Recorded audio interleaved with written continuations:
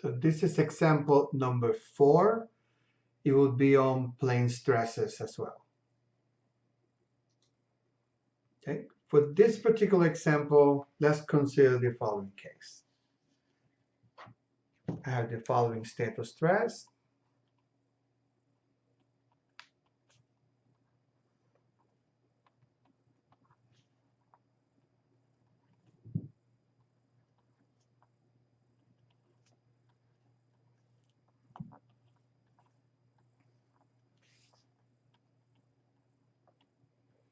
Okay, and I want to find what is the principal state of stress. Okay, so number 1, let's go with the problem description. The problem description says that for the given state of stress, minus 20, this is tau xy is 30, and tau y, sigma yy is equal to 10. This is KSI, all KSI, all others 0. Okay. So the objective of the problem is to find principal stresses and max shear. Okay. The theory that we're going to use, we're going to use equation 3.15. Just note that equation 3.15 can also be written in the following form.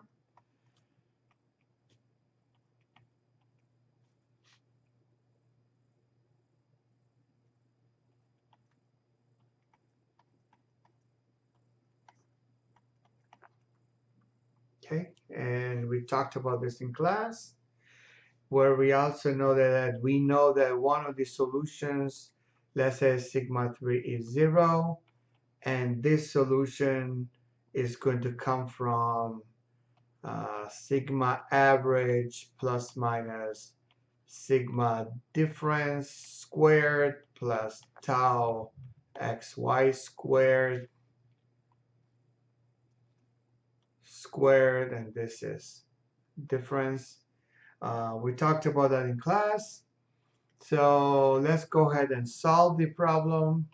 I'm doing this by hand, just kind of tell you how this is done.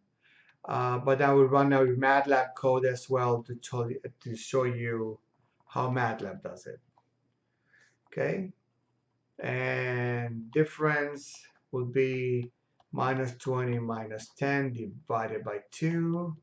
That gives you minus 15. That means sigma 1, lambda 1, lambda 2 will be minus 5 plus minus square root of minus 15 squared plus 30 squared.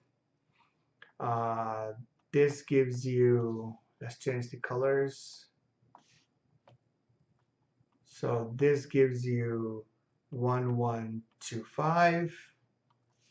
And this whole thing, after you take the square root, gives you 33.54. Gives you 2 roots, 28.58, and minus 38.54. Okay, so we know that in the problem, we want to always find the maximum. Sigma 1 is equal to maximum of lambda 1, lambda 2, and lambda 3. And the maximum value, knowing that lambda 3 is 0, it is 28.54. Sigma 2, 3 will be the minimum of all this. Lambda 1, lambda 2, lambda 3. Remember, 1 is 0. This is lambda 3. 54. And then sigma 2 will be 0. So if I ask you to draw the Mohr circle for this case, you can easily do that. You don't need the MATLAB code for that. You know that one of the solutions is here, that's sigma 2. You know the other solution is here, that's sigma 1, 28.5. And the other solution is about here, that is minus 30, minus, what was it, 38.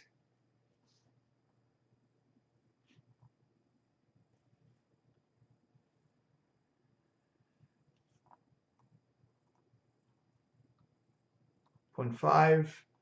So if you're going to draw the Mohr circle, you basically unite these two circles together, these points together,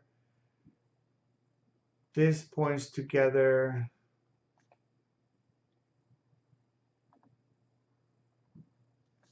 Let's get this done correctly.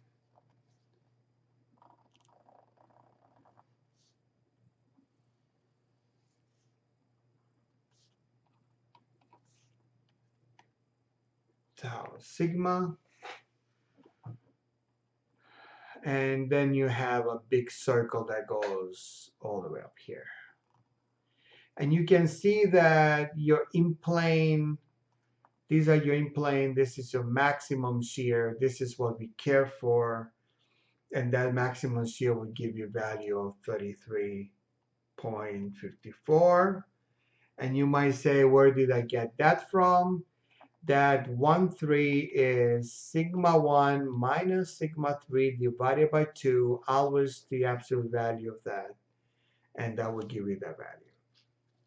Okay, and so this is your results, and then your discussion is nothing else than the maximum normal stress, your maximum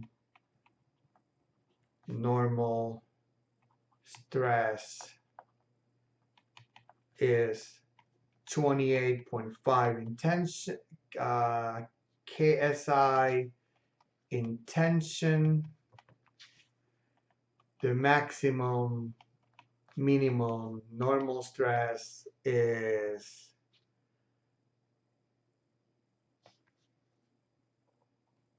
38.5 KSI in compression.